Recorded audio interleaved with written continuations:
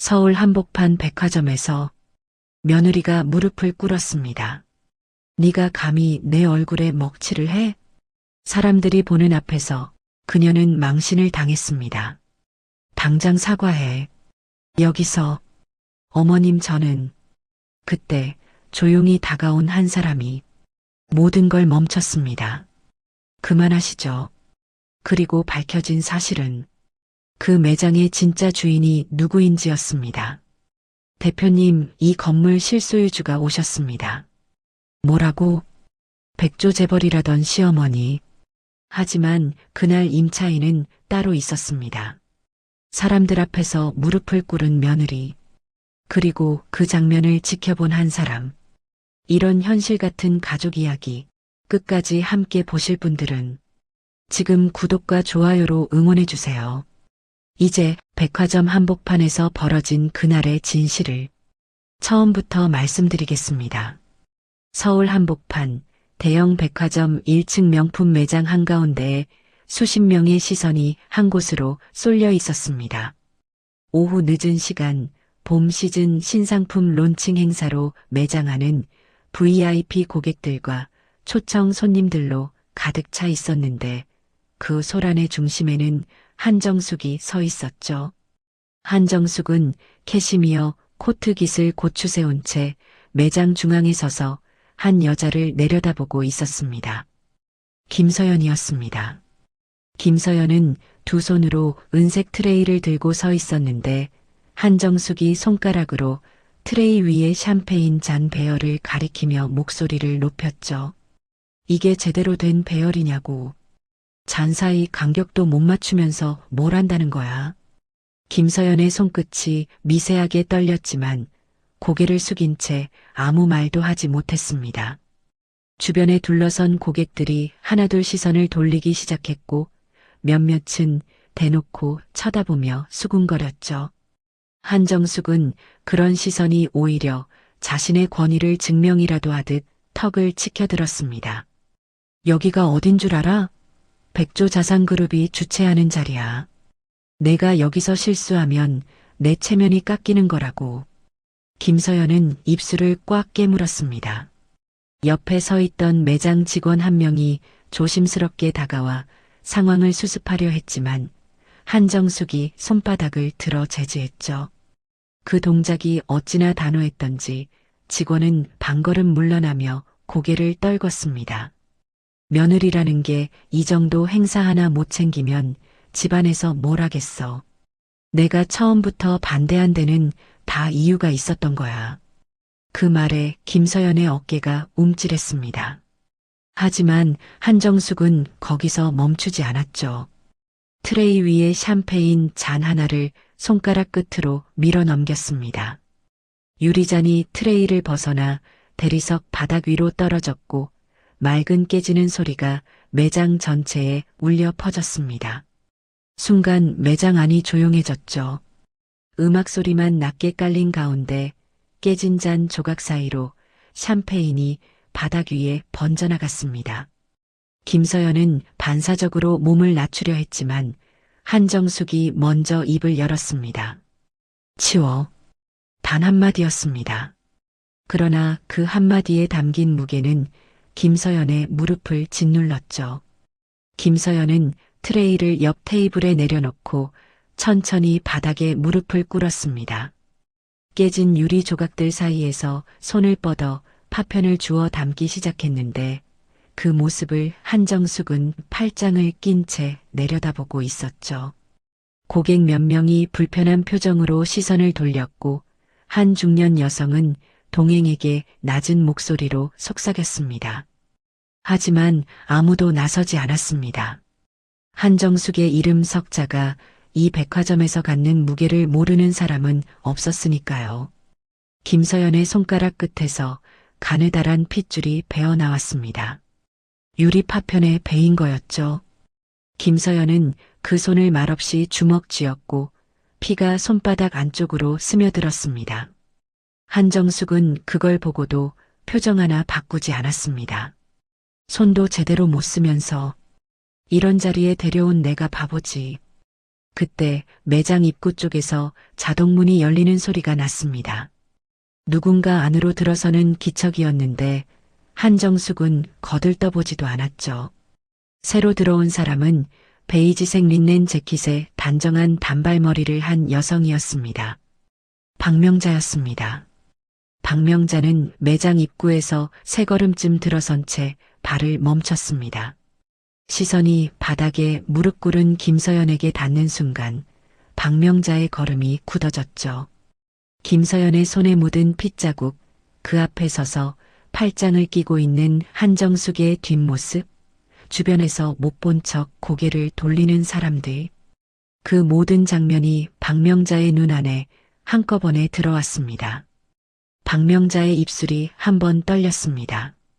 하지만 소리를 내지는 않았죠. 대신 오른손으로 핸드백 손잡이를 천천히 쥐었고 그 손등 위로 힘줄이 드러날 만큼 세게 움켜쥐었습니다. 눈빛이 달라졌습니다. 아까까지 평온하던 얼굴에 차갑고 단단한 무언가가 스며드는 게 보였죠. 한정숙은 여전히 김서연을 향해 말을 이어가고 있었습니다. 빨리 치우고 일어나. 손님들 보는 앞에서 꼴이 뭐야. 진작시켰으면 끝났을 걸 느릿느릿하고 있으니까 이 모양이잖아. 김서연은 마지막 유리 조각을 냅킨으로 감싸 쥔 뒤 천천히 일어섰습니다. 무릎에 눌린 자국이 스타킹 위로 선명하게 남아 있었고 피가 배어든 손을 뒤로 감추며 고개를 숙였죠. 한정숙은 김서연의 어깨 너머로 VIP 라운지 쪽을 힐끗 보더니 목소리를 한 톤 낮췄습니다. 저기 안쪽에 회장님 부인도 오셨어. 내가 이 꼴이면 나한테 누가 되는 거야. 알아들어? 김서연은 대답하지 않았습니다. 고개를 숙인 채 입술만 꽉 다물고 있었는데 그 침묵이 한정숙에게는 복종으로 읽혔는지 콧바람을 한 번 내쉬며 몸을 돌렸죠. 박명자는 여전히 매장 입구 근처에 서 있었습니다. 한정숙과 김서연 사이의 거리는 15걸음 남짓이었고 박명자와 김서연 사이의 거리도 비슷했습니다. 하지만 박명자는 다가가지 않았죠. 김서연도 박명자를 보지 못했습니다. 고개를 숙이고 있었으니까요.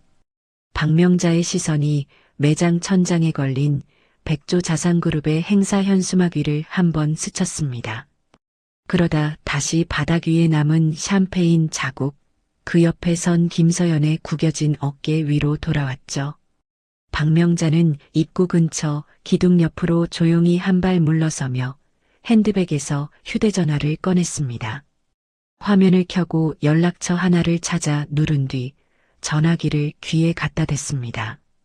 신호음이 2번 울리는 동안 박명자의 눈은 여전히 바닥에 무릎 꿇었던 그 자리를 바라보고 있었습니다.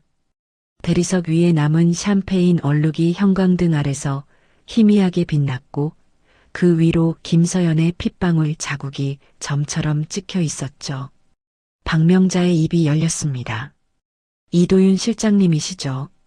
건물주 박명자입니다. 목소리는 낮았지만 단 한 글자도 흔들리지 않았습니다.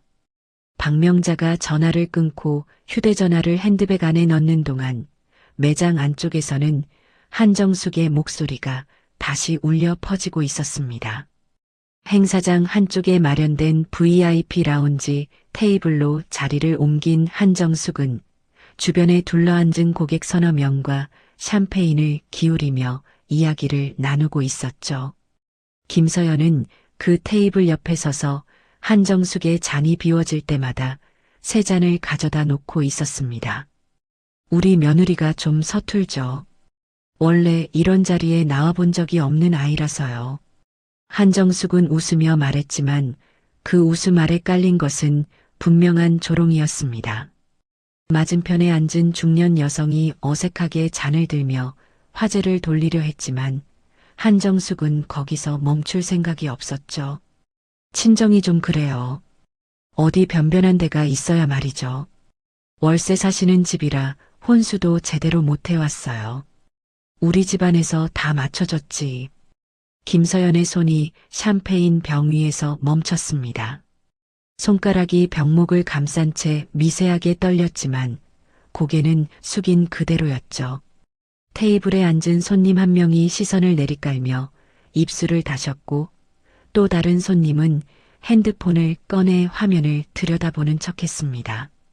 아무도 한정숙의 말을 받아주지 않았지만 한정숙은 그 침묵을 동의로 읽는 듯 했습니다. 그래도 내가 데리고 다니면서 가르치는 거예요. 이런 자리에 세워놔야 좀 배우니까. 그때 매장 정문 쪽에서 한 남자가 들어섰습니다. 최민호였습니다. 감색 정장에 타이를 맨 차림이었는데 매장 안을 둘러보다 VIP 라운지 쪽에 서 있는 김서연을 발견하고 걸음을 옮겼죠. 김서연이 최민호를 보는 순간 눈빛이 한번 흔들렸지만 이내 고개를 돌려 다시 테이블 위 잔을 정리하기 시작했습니다. 최민호는 한정숙 옆자리에 앉으며 가볍게 인사를 건넸습니다. 한정숙은 아들을 보자 표정이 한결 부드러워졌고 최민호의 팔을 가볍게 두드리며 옆에 앉은 손님에게 소개했죠. 우리 민호예요. 요즘 그룹 신사업 쪽 맡고 있어서 바쁜데 이렇게 와줬네.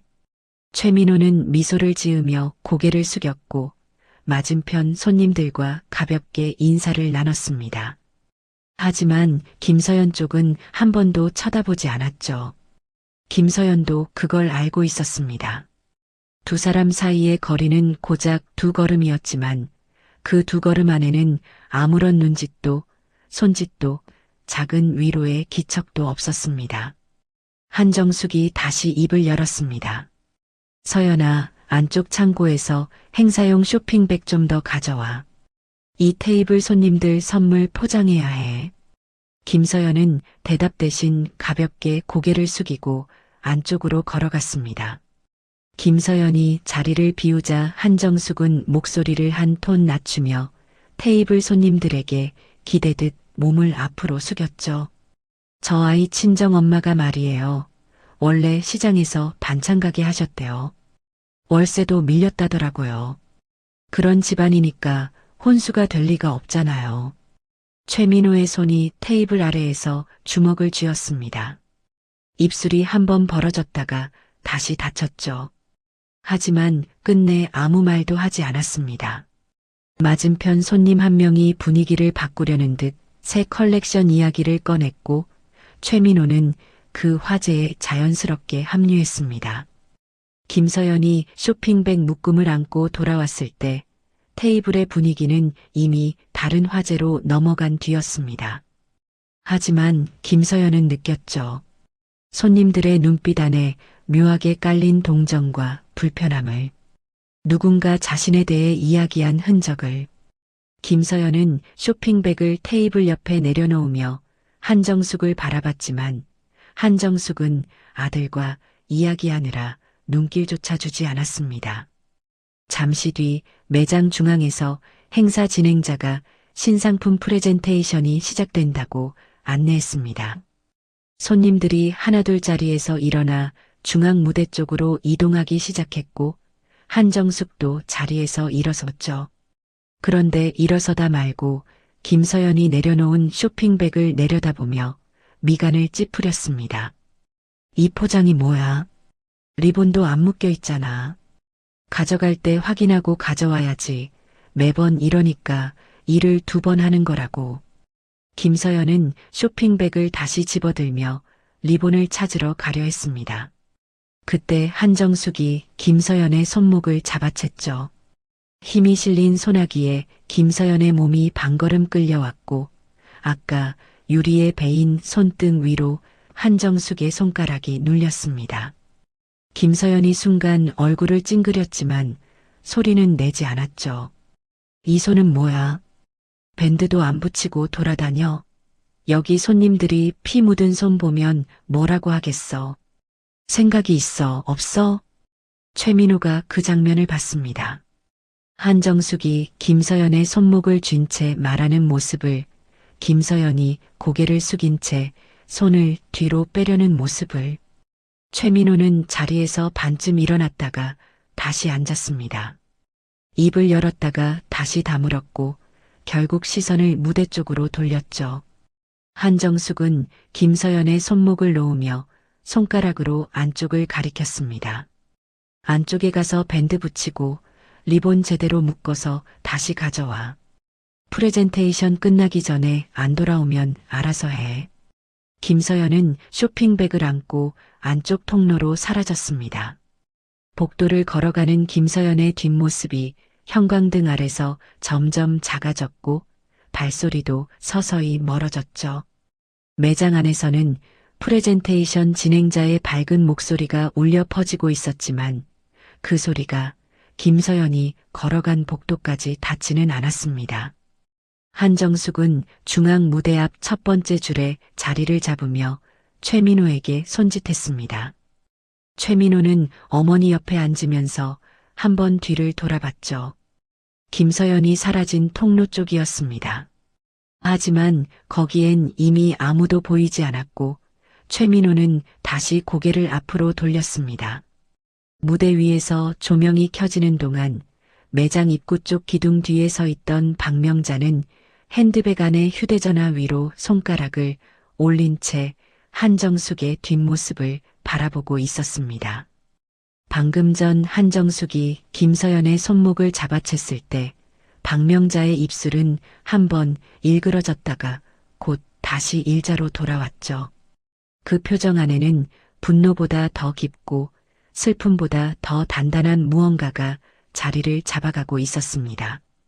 프레젠테이션이 한창이던 무대 위에서 조명이 새 컬렉션 가방 위로 쏟아질 때 박명자는 매장 입구 쪽 기둥에서 몸을 돌려 백화점 로비 방향으로 걸어 나갔습니다.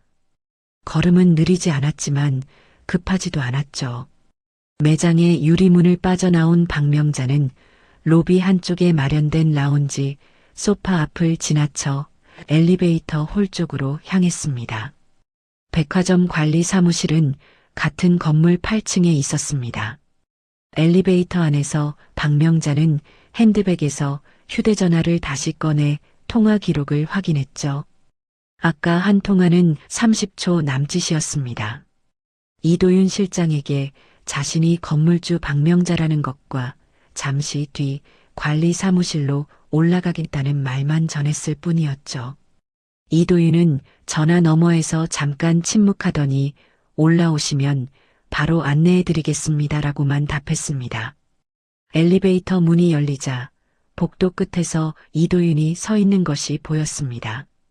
짙은 회색 정장에 백화점 명찰을 단 이도윤은 박명자를 보자마자 허리를 숙여 인사했죠. 표정은 정중했지만 그 아래에 미세한 긴장이 깔려 있었습니다. 건물주가 예고 없이 방문하는 일은 이 백화점 20년 역사에서 한 번도 없었으니까요. 이쪽으로 오시죠. 이도윤이 앞서 걸으며 사무실 안쪽 회의실 문을 열었습니다. 박명자는 안으로 들어서며 테이블 앞 의자에 앉았고 이도윤은 맞은편에 앉으며 물 한 잔을 건넸죠. 박명자는 물잔을 받았지만 마시지 않고 테이블 위에 내려놓았습니다. 이도윤 실장님, 지금 1층 명품관에서 행사 중인 입점 업체가 어디죠? 이도윤은 잠시 눈을 깜빡이며 답했습니다. 백조 자산그룹 산하 브랜드입니다. 대표가 한정숙 회장이시고 올해 봄 시즌 행사로 매장을 사용 중입니다.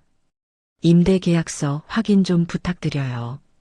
원본이 아니어도 좋으니 계약 당사자 이름하고 계약 기간, 특약사항 정도만요. 이도윤의 손이 테이블 위에서 미세하게 움직였습니다.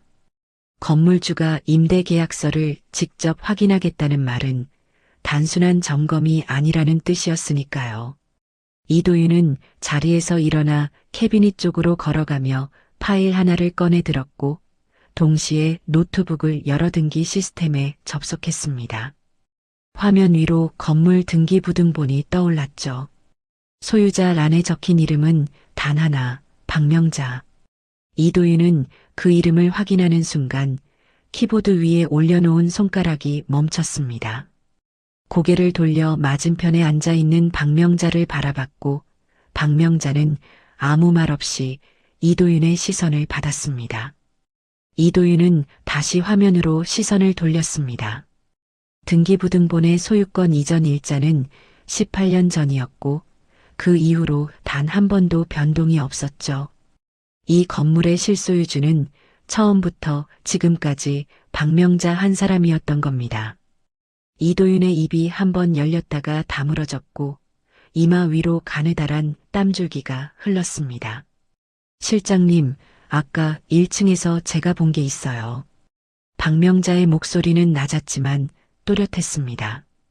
이도윤은 파일을 테이블 위에 내려놓으며 박명자를 마주봤죠. 한정숙 회장이라는 분이 행사장 한가운데서 한 여자를 바닥에 무릎 꿇게 하더군요. 유리잔이 깨졌는데 그 파편을 맨손으로 줍게 했어요. 손에서 피가 났는데도 밴드 하나 건네는 사람이 없었고요. 이도윤의 표정이 굳었습니다. 시선이 테이블 위 계약서 파일과 노트북 화면 사이를 오갔고 이마에 땀줄기가 관자놀이까지 내려왔죠. 그 여자가 내 딸이에요. 이도윤의 몸이 의자 등받이에 닿으며 미세하게 뒤로 밀렸습니다. 입술이 벌어졌지만 소리가 바로 나오지 않았고 대신 손이 먼저 움직여 노트북 화면을 박명자 쪽으로 돌렸죠. 등기부등본 위에 선명하게 찍힌 박명자의 이름을 가리키며 이도윤은 겨우 입을 열었습니다. 대표님, 혹시 아래층 한정숙 회장 측에서 건물주가 누구인지 알고 있습니까? 모르죠. 그쪽은 건물주가 해외에 거주한다고 알고 있을 거예요. 관리는 늘 법인 명의 위탁사를 통해 했으니까요. 이도윤은 고개를 끄덕이며 계약서 파일을 펼쳤습니다. 임대계약 당사자란에는 백조 자산그룹 대표 한정숙의 이름이 적혀 있었고 임대인 란에는 위탁관리법인 이름만 기재되어 있었죠. 건물주의 실명은 어디에도 드러나 있지 않았습니다. 실장님, 오늘은 여기까지만 확인하고 가려고요. 다만 한 가지만 부탁드려도 될까요? 말씀하십시오. 아래층에서 벌어지는 일이 앞으로 어떻게 될지는 저도 아직 모르겠어요. 다만 오늘 제가 다녀간 사실은 한정숙 회장 측에 알리지 말아주세요. 이도윤은 잠시 박명자의 눈을 들여다봤습니다. 그 눈 안에는 분노도 있었지만 그보다 먼저 보이는 것은 딸의 무릎 자국과 핏빛 손등을 목격한 어머니의 것이었죠. 이도윤은 천천히 고개를 숙였습니다. 알겠습니다. 오늘 방문건은 대회비로 처리하겠습니다. 박명자는 자리에서 일어나며 물잔을 한 모금 마셨습니다. 그리고 회의실 문을 열기 전 한번 뒤를 돌아봤죠. 이도윤 실장님, 그 매장 임대계약 특약에 건물주 측 일방 해지 조항 있죠? 이도윤은 파일을 다시 펼쳐 특약 조항을 훑었습니다. 손가락이 한 줄에서 멈췄고 이도윤은 고개를 들어 박명자를 바라봤죠. 있습니다. 박명자는 고개를 한번 끄덕이고 회의실을 나섰습니다. 복도를 걸어 엘리베이터 앞에 선 박명자는 버튼을 누른 뒤 잠시 멈춰섰죠. 엘리베이터 문에 비친 자신의 모습을 바라보는 동안 아래층에서는 프레젠테이션 마무리 박수 소리가 천장을 통해 희미하게 올라오고 있었습니다. 그 박수 소리 안에 한정숙의 웃음소리가 섞여 있을 거라는 걸 박명자는 알고 있었습니다. 한정숙은 지금 이 순간에도 이 건물이 자기 무대라고 믿고 있을 테니까요. 건물주가 바다 건너 어딘가에 있다고, 자신의 손이 닿지 않는 먼 곳에 있다고 확신하면서요. 엘리베이터 문이 열렸고 박명자는 안으로 들어서며 1층 버튼을 눌렀습니다. 엘리베이터 문이 1층에서 열리자 로비 쪽에서 프레젠테이션이 끝난 뒤에 웅성거림이 밀려들었습니다. 박명자는 엘리베이터에서 내려 명품 매장 방향으로 천천히 걸었죠. 매장 안에서는 행사가 마무리 단계에 접어들어 있었고 VIP 고객들이 삼삼오오 흩어져 진열대 사이를 돌아다니고 있었습니다. 한정숙은 매장 중앙 카운터 앞에 서 있었습니다. 행사 진행자에게 마무리 인사를 지시하면서 동시에 김서연에게 손짓을 하고 있었죠. 선물 포장은 다 됐어? 손님들 나가시기 전에 하나씩 드려야지. 빈손으로 보내면 어떡해. 김서연은 리본이 묶인 쇼핑백 8개를 양손에 나눠 들고 카운터 앞으로 왔습니다. 베인 손등 위에는 밴드가 붙어 있었지만 밴드 가장자리로 피가 약간 배어 나와 있었죠. 한정숙은 쇼핑백을 훑어보더니 고개를 한번 끄덕이고는 손님들 쪽으로 돌아섰습니다. 오늘 와주신 분들께 감사 선물 드리겠습니다. 백조자산그룹에서 준비한 소소한 마음이에요. 한정숙이 직접 손님 한 명 한 명에게 쇼핑백을 건네며 인사를 나누는 동안 최민호는 카운터 옆에 기대서서 휴대전화를 들여다보고 있었습니다. 김서연은 빈 트레이를 정리하며 카운터 뒤로 물러나 있었죠. 두 사람 사이에는 여전히 어떤 말도 오가지 않았습니다. 그때 매장 정문 유리문이 열렸습니다. 박명자가 안으로 들어선 거였죠. 하지만 아까와는 달랐습니다. 아까 입구 근처 기둥 뒤에 서서 조용히 지켜보기만 했던 박명자가 이번에는 매장 중앙을 향해 곧장 걸어 들어왔습니다. 베이지색 린넨 재킷 아래로 똑바로 편 어깨, 정면을 응시하는 시선. 걸음마다 구두굽이 대리석 바닥 위에서 또렷한 소리를 냈죠. 매장 안에 있던 사람 몇 명이 고개를 돌렸습니다. 박명자의 차림은 화려하지 않았지만 걸어오는 기세가 주변 시선을 끌었죠. 한정숙은 손님에게 쇼핑백을 건네다 말고 입구 쪽을 힐끗 봤지만 모르는 얼굴이라 시선을 곧 거뒀습니다. 바로 그 순간 매장 뒤쪽 직원 출입구에서 이도윤이 나타났습니다. 이도윤은 빠른 걸음으로 매장을 가로질러 박명자 쪽으로 다가갔고 박명자가 매장 중앙에 도달했을 때 정확히 옆에 섰죠. 이도윤은 허리를 깊이 숙이며 매장 안에 있는 모든 사람이 들을 수 있는 목소리로 말했습니다. 건물주 대표님 오셨습니까? 매장 안의 공기가 한 번에 바뀌었습니다. 진열대 사이를 걷던 손님들의 발이 멈췄고 카운터 뒤에서 포장지를 정리하던 직원의 손이 허공에서 멈췄죠. 한정숙은 손님에게 건네려던 쇼핑백을 든 채 고개를 돌렸습니다. 한정숙의 시선이 이도윤 옆에 선 박명자에게 닿았죠. 베이지색 린넨 재킷, 단정한 단발머리, 작은 가죽 핸드백 하나. 한정숙의 눈이 박명자의 차림을 위에서 아래로 훑쳤습니다. 명품 매장 행사장에서 볼 법한 차림이 아니었죠. 한정숙의 미간이 좁아졌고 입꼬리가 미세하게 내려갔습니다. 건물주요? 한정숙이 이도윤을 향해 물었습니다. 이도윤은 허리를 숙인 채 대답했죠. 네, 이 건물의 실소유주이신 박명자 대표님이십니다. 한정숙의 손에서 쇼핑백이 아래로 살짝 기울었습니다. 눈이 한번 깜빡였고 입이 열렸다가 닫혔죠. 한정숙은 그동안 이 건물의 주인이 해외에 거주하는 투자자라고 알고 있었습니다. 관리법인을 통해서만 연락이 오갔고 건물주가 직접 매장에 나타난 적은 단 한 번도 없었으니까요. 한정숙의 시선이 다시 박명자의 얼굴로 올라갔습니다. 소박한 외모, 화장기 없는 얼굴, 귀에 달린 작은 진주 귀걸이 하나. 한정숙의 눈 안에서 당혹과 의심이 동시에 스쳤지만 그 감정은 오래가지 않았습니다. 한정숙은 쇼핑백을 옆에 있던 직원에게 넘기며 한 발 앞으로 나섰죠. 아, 건물주분이 직접 오신 거예요? 이렇게 뵙게 되다니. 인사가 늦었네요. 한정숙의 목소리에는 놀라움 위로 사교적 미소가 빠르게 덮였습니다. 상대방이 건물주라는 사실보다 그 건물주의 외모가 자신의 예상과 전혀 다르다는 데서 오는 우의의식이 목소리 끝에 묻어났죠. 행사 중에 갑자기 방문하실 줄은 몰랐어요. 미리 연락 주셨으면 자리를 따로 마련해 드렸을 텐데. 박명자는 아무 말 없이 한정숙을 바라보고 있었습니다. 한정숙의 미소와 말 사이에 깔린 것들을 그 위에서부터 아래로 내려다보는 눈빛을 박명자는 고스란히 받아내고 있었죠. 그러다 박명자의 시선이 한정숙의 어깨 너머로 움직였습니다.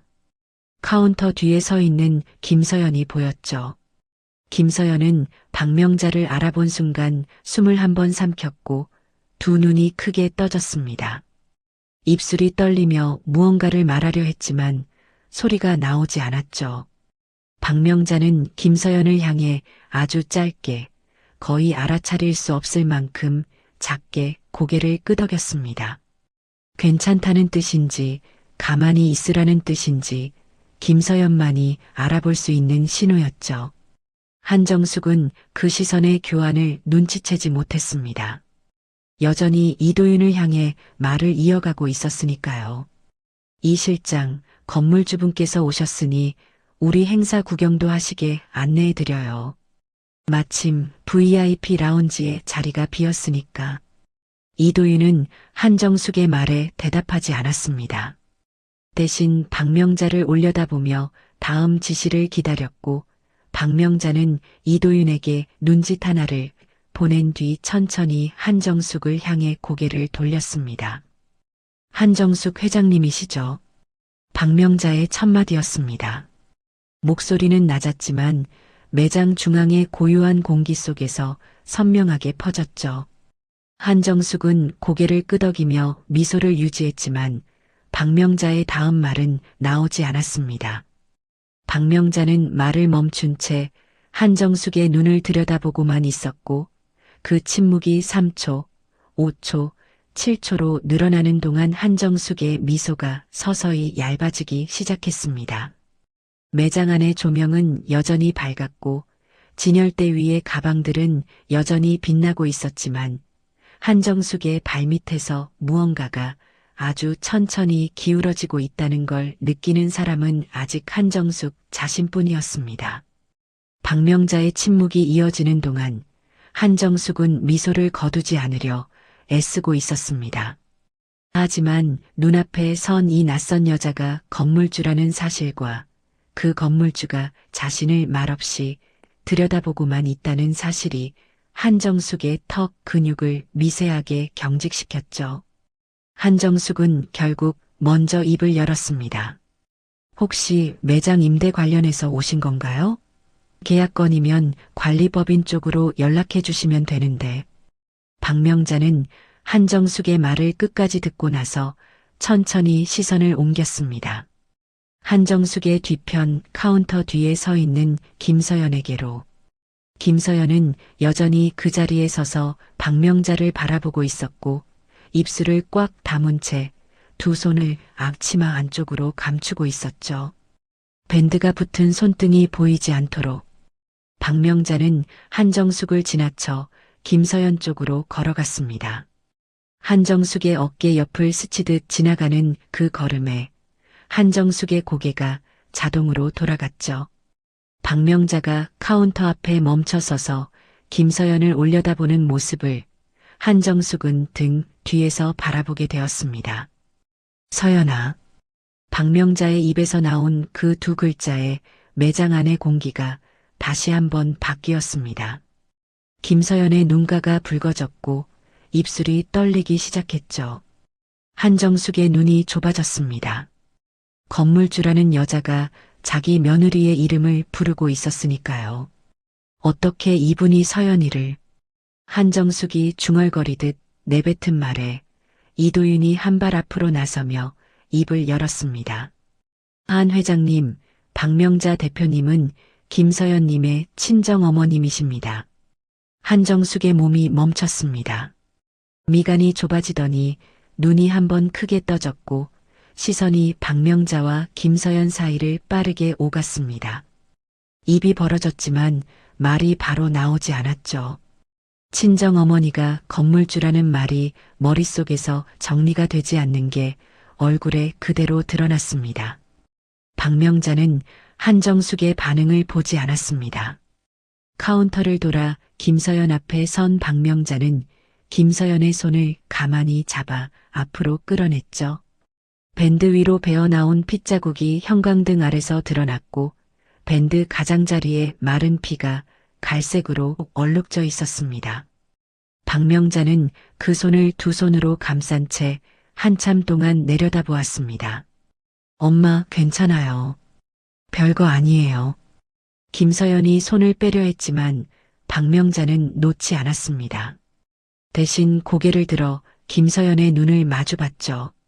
김서연의 무릎에 남은 자국은 스타킹 아래로 가려져 있었지만 박명자는 아까 그 장면을 봤기에 거기 무엇이 있는지 알고 있었습니다. 서연아, 엄마가 하나만 물어볼게. 박명자의 목소리는 떨리지 않았습니다. 하지만 김서연의 손을 잡은 두 손끝이 미세하게 흔들리고 있었죠. 이게 오늘만 있었던 일이니? 김서연은 대답하지 못했습니다. 입술을 깨물며 고개를 돌렸고 그 시선이 카운터 너머 한정숙 쪽을 스쳤다가 다시 바닥으로 떨어졌죠. 그 한 번의 시선이 대답이었습니다. 박명자의 턱이 한 번 떨렸고 손에 힘이 들어갔습니다. 한정숙은 그제야 상황을 정리한 듯 한 발 앞으로 나섰습니다.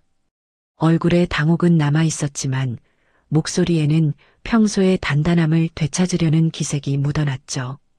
잠깐만요.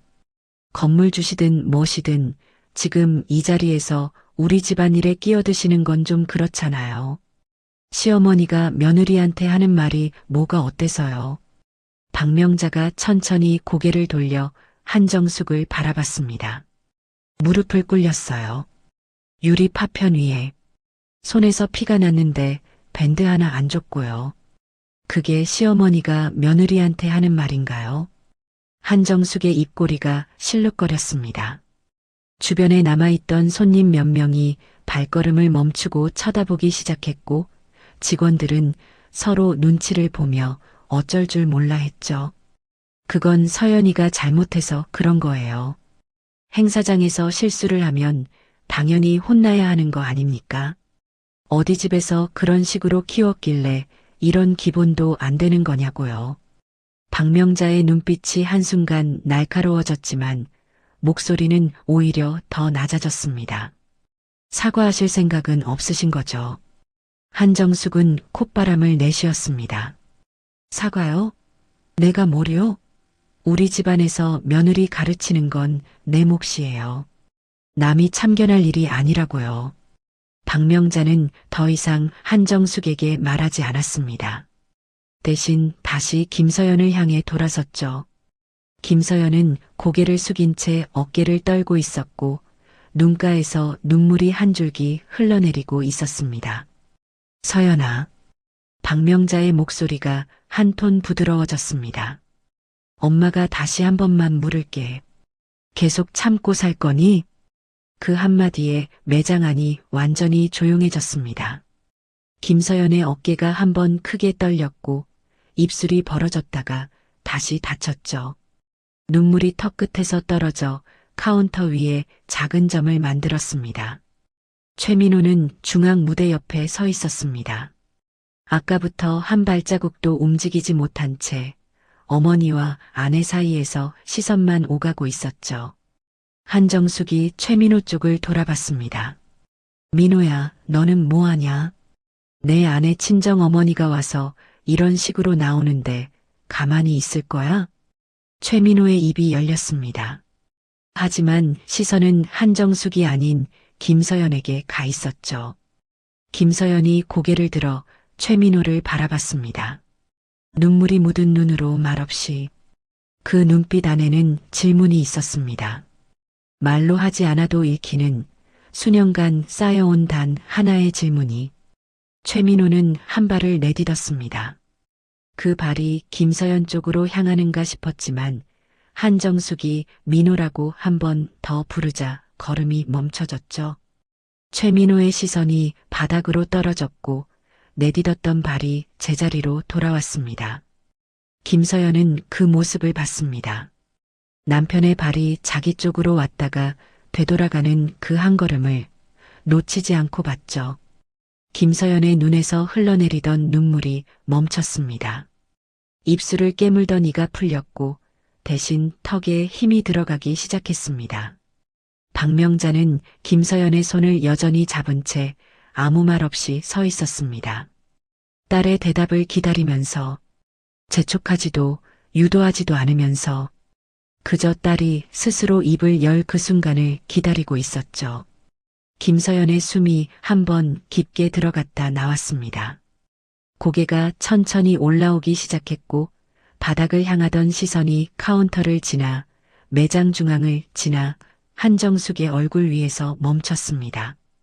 김서연의 시선이 한정숙의 얼굴 위에 멈춘 채 매장 안에는 숨소리조차 들리지 않는 정적이 내려앉아 있었습니다.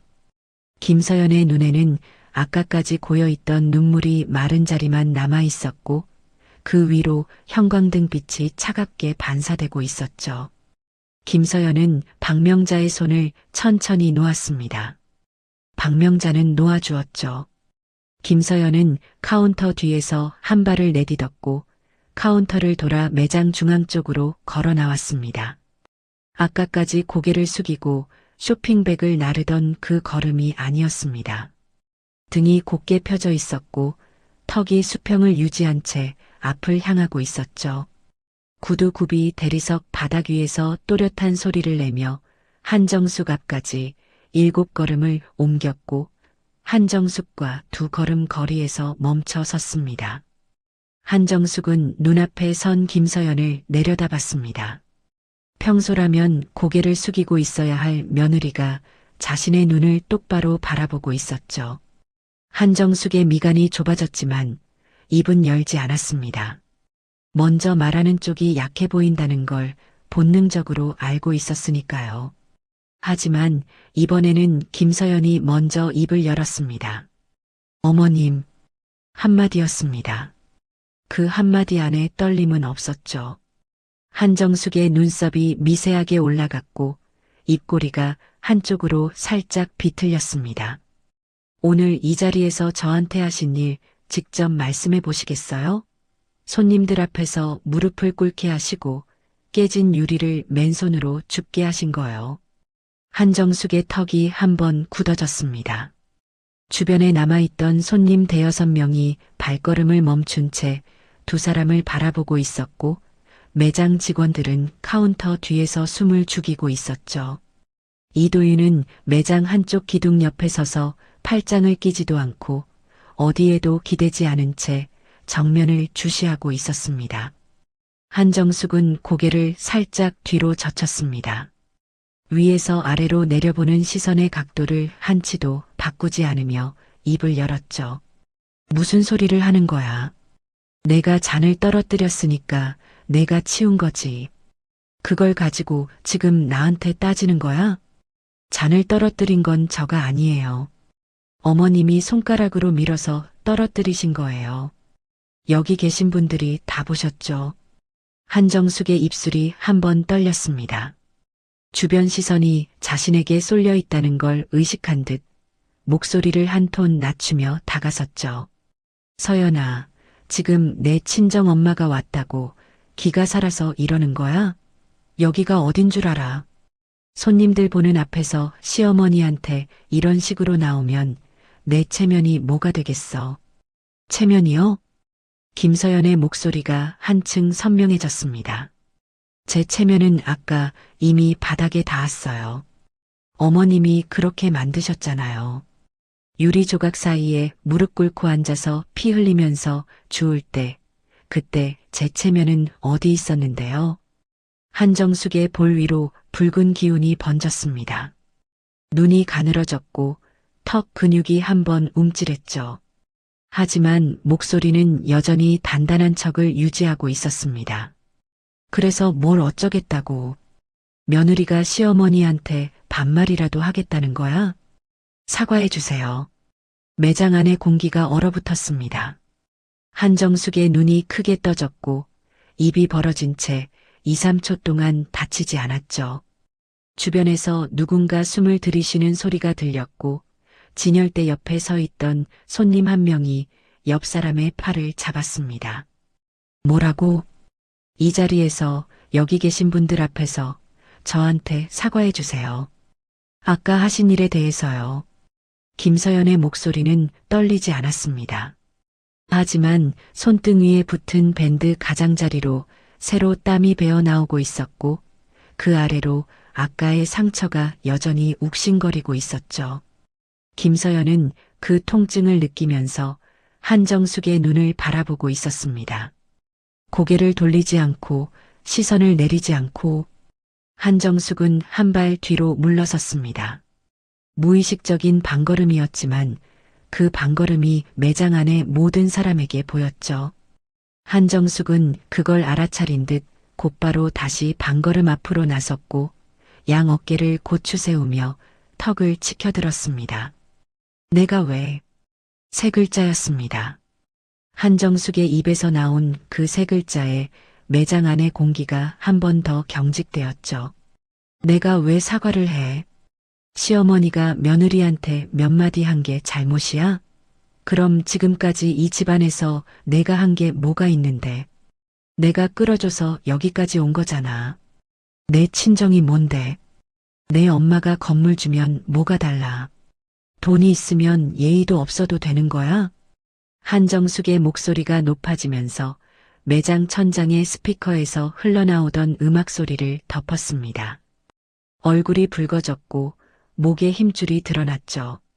한정숙은 자기 안에 남아있는 모든 우위를 끌어모아 그 자리에 세우고 있었습니다. 사과를 거부하는 것이 아니라 사과를 요구받았다는 사실 자체를 부정하려는 것처럼 이 매장은 내 이름으로 연 거야. 이 행사도 내가 기획한 거고 여기 서 있는 사람들은 다 내 고객이야. 내가 감히 여기서 나한테 사과하라고? 한정숙의 손가락이 김서연을 가리키며 떨렸습니다. 하지만 김서연은 움직이지 않았죠. 고개도 시선도 발끝도 한치 움직이지 않은 채 한정숙의 얼굴을 바라보고 있었습니다. 박명자는 카운터 옆에 서서 그 장면을 지켜보고 있었습니다. 딸이 시어머니 앞에서 처음으로 고개를 숙이지 않는 모습을.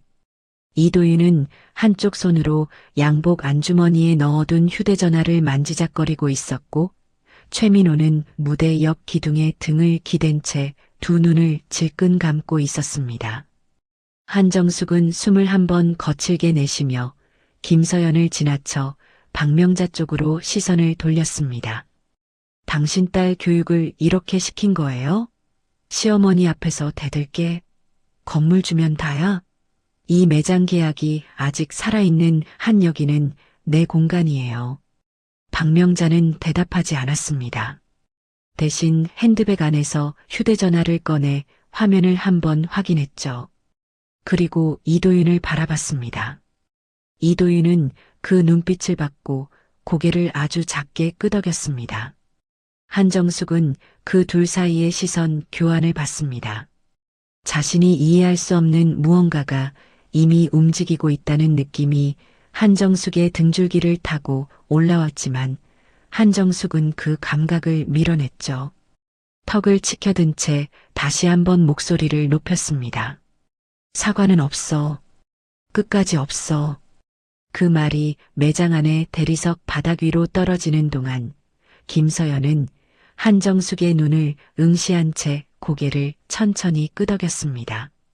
마치 기다리던 대답을 드디어 들었다는 듯이 그 끄덕임 뒤에 무엇이 오는지를 한정숙은 아직 모르고 있었습니다. 김서연의 끄덕임이 끝나는 순간 박명자가 움직였습니다.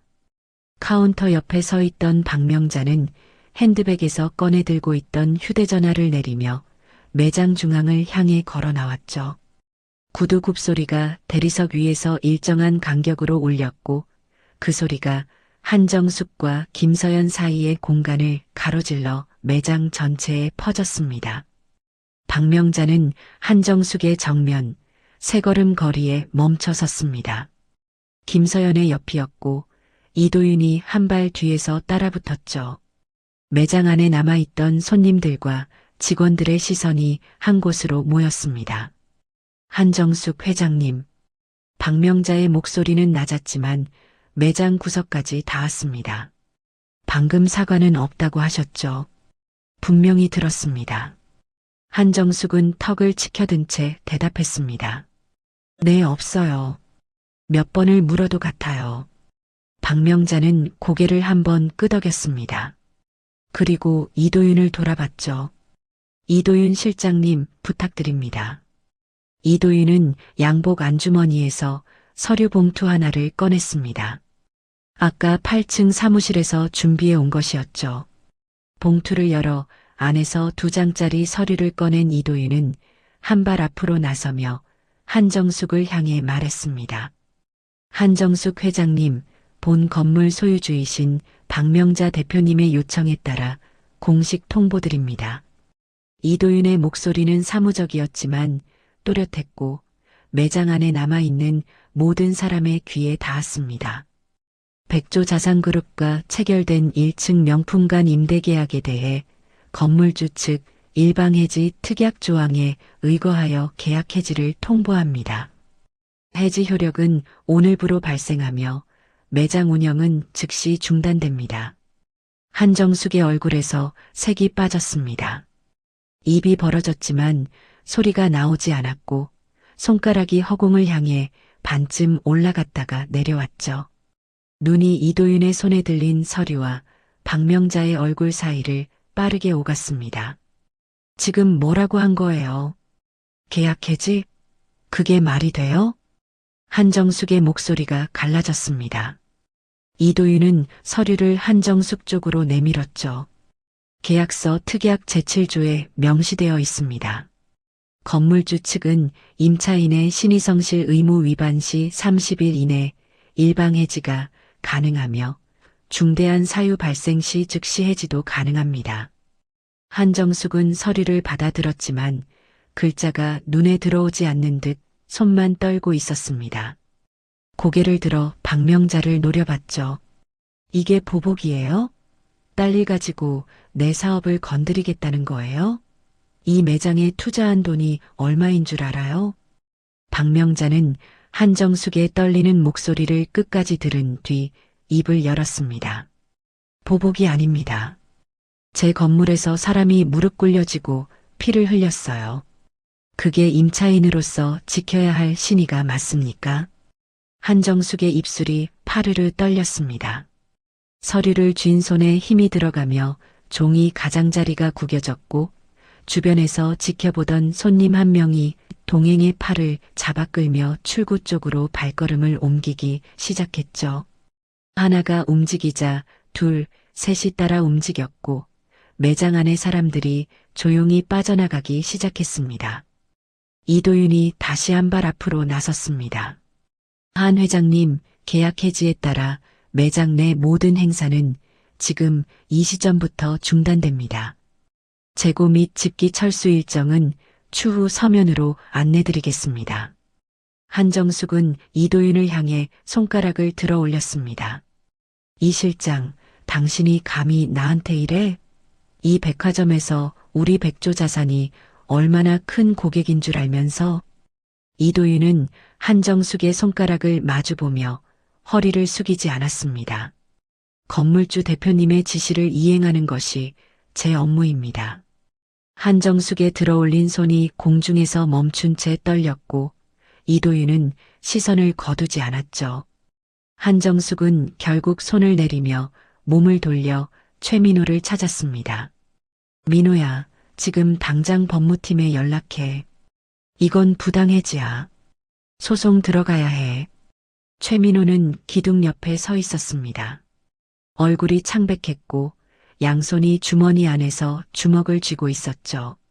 한정숙의 말에 고개를 끄덕이려는 순간 김서연의 목소리가 먼저 매장 안에 울렸습니다. 민호 씨. 최민호의 몸이 굳었습니다. 김서연이 자신을 부른 호칭이 달라졌다는 걸 알아차렸기 때문이죠. 여보도 오빠도 아닌 민호 씨. 김서연은 최민호를 향해 한 걸음 다가서며 말을 이었습니다. 아까 어머님이 저를 무릎 꿇게 했을 때 당신은 봤죠? 최민호는 대답하지 못했습니다. 입술이 벌어졌다가 닫혔고 시선이 바닥으로 떨어졌죠. 유리에 손이 베어서 피가 났을 때도 봤죠. 그때 당신은 반쯤 일어나다가 다시 앉았어요. 저 지금 그 장면이 눈에서 안 지워져요. 최민호의 어깨가 움츠러들었습니다. 한정숙이 서연아, 지금 뭘 하는 거야 라고 끼어들었지만 김서연은 한정숙이 아닌 최민호만 바라보고 있었죠. 민호 씨, 저 오늘부터 별거 할 겁니다. 매장 안에 마지막 남은 소리마저 멈추는 것 같았습니다. 한정숙의 입이 벌어졌고 최민호의 눈이 처음으로 김서연의 얼굴을 똑바로 마주봤죠. 그리고 재산 분리도 진행할 거예요. 변호사 연락은 내일 갈 겁니다. 한정숙이 한 발 앞으로 나섰습니다. 별거? 재산 분리? 내가 감히 이 집안에서 나가겠다고? 하지만 한정숙의 목소리에는 아까의 힘이 남아있지 않았습니다. 계약 해지 통보, 매장 운영 중단, 그리고 이제 며느리의 별거 선언까지. 1시간도 안 되는 사이에 세 개의 균열이 동시에 발밑을 갈라놓고 있었죠. 최민호가 입을 열었습니다. 서연아, 아까 한 걸음 돌아갔잖아요. 저한테 오다가. 그게 당신 대답이었어요. 김서연의 목소리는 담담했지만 그 담담함 안에 수년간 눌러 담은 것들의 무게가 실려 있었습니다. 최민호는 말을 잇지 못했고 내밀려던 손이 허공에서 멈춘 채 천천히 내려왔죠. 이도윤이 매장 입구 쪽 셔터 제어판을 향해 걸어가기 시작했고 직원들이 진열대 위에 조명을 하나씩 끄기 시작했습니다. 매장 천장의 스포트라이트가 하나 꺼질 때마다 한정숙이 서 있는 공간이 조금씩 어두워졌죠. 한정숙은 꺼지는 조명을 올려다보며 방금 전까지 자기 무대라고 믿었던 공간이 자기 것이 아니었다는 사실을 비로소 온몸으로 느끼고 있었습니다. 조명이 하나 더 꺼지면서 매장 안쪽 진열대가 어둠 속으로 가라앉았고 이도윤은 셔터 제어판 앞에 서서 열쇠를 꺼내 들었습니다. 직원 2명이 남은 손님들에게 조용히 안내를 하며 출구 쪽으로 이동시키고 있었고 행사장에 깔려있던 레드 카펫 위를 마지막 손님의 구두가 지나갔죠. 김서연은 한정숙에게서 시선을 거뒀습니다. 더 이상 바라볼 이유가 없다는 듯이, 더 이상 기다릴 말이 없다는 듯이 몸을 돌려 박명자 쪽으로 걸었죠. 박명자는 매장 중앙에서 한 발도 움직이지 않고 딸을 기다리고 있었고 김서연이 다가오자 아무 말 없이 딸의 팔에 자기 팔을 끼웠습니다.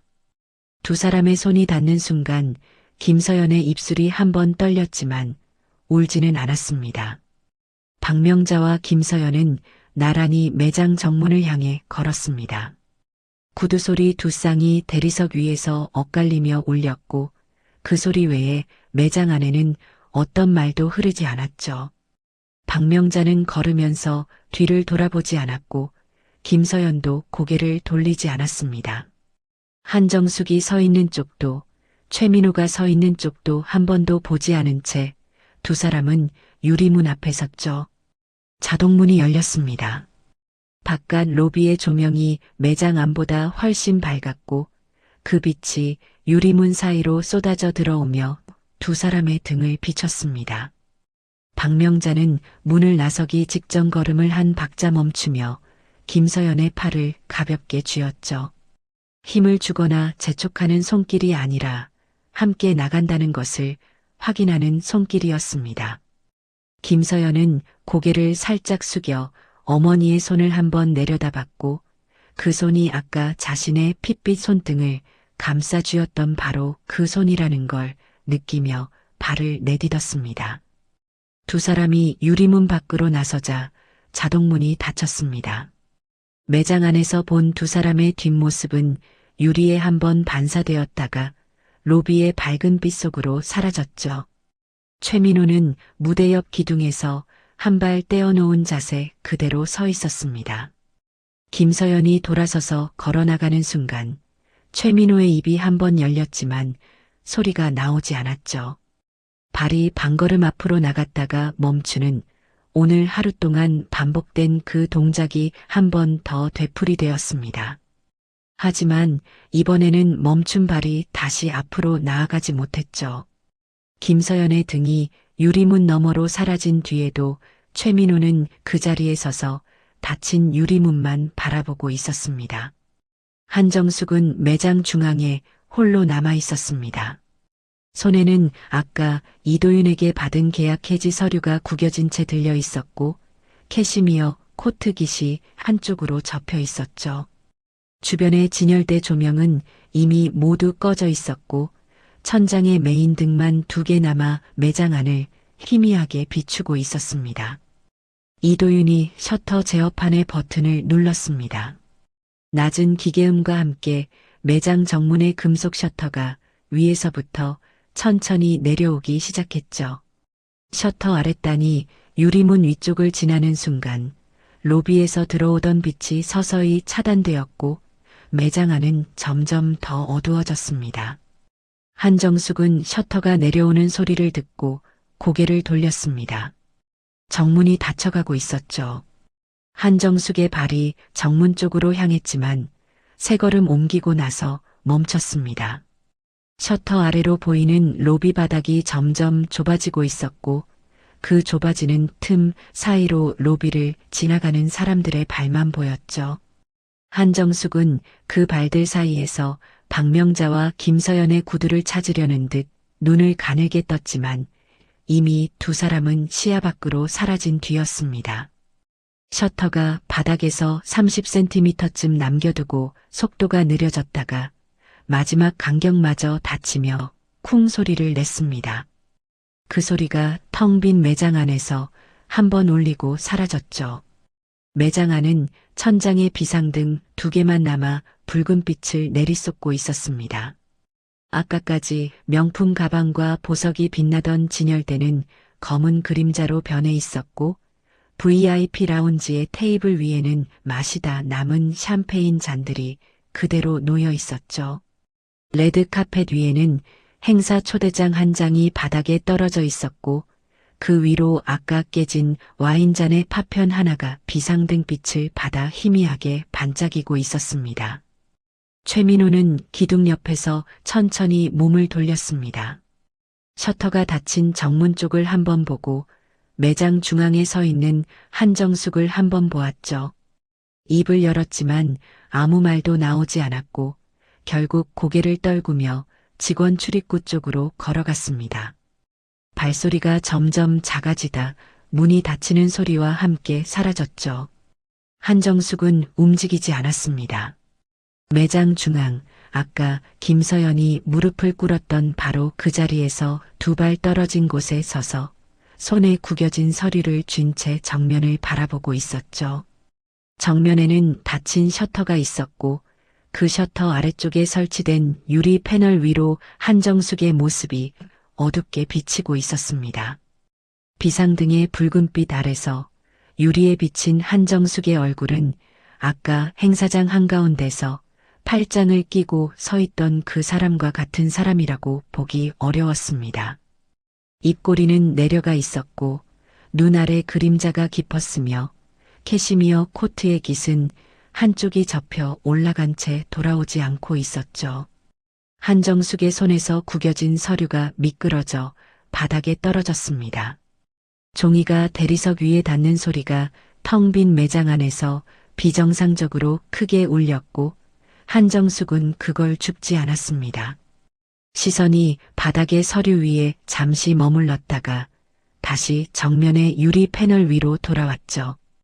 유리 위에 비친 자신의 모습만이 한정숙을 바라보고 있었습니다. 매장 밖 로비에서는 백화점의 패점 안내 음악이 흘러나오고 있었고 사람들의 발소리가 점점 멀어지고 있었지만 셔터 안쪽의 한정숙에게는 그 소리가 닿지 않았습니다. 비상등 하나가 깜빡이며 빛이 한번 흔들렸고 유리 위에 한정숙도 함께 흔들렸다가 다시 제자리로 돌아왔죠. 아무도 돌아오지 않는 매장 안에서 한정숙은 서 있었습니다. 그날 백화점에서 무너진 것은 체면이 아니라 관계였습니다. 백조재벌이라 불리던 시어머니는 그제야 자신이 임차인이었다는 사실을 받아들여야 했습니다. 그리고 며느리는 다시는 무릎을 꿇지 않기로 결심했습니다. 끝까지 시청해 주셔서 감사합니다.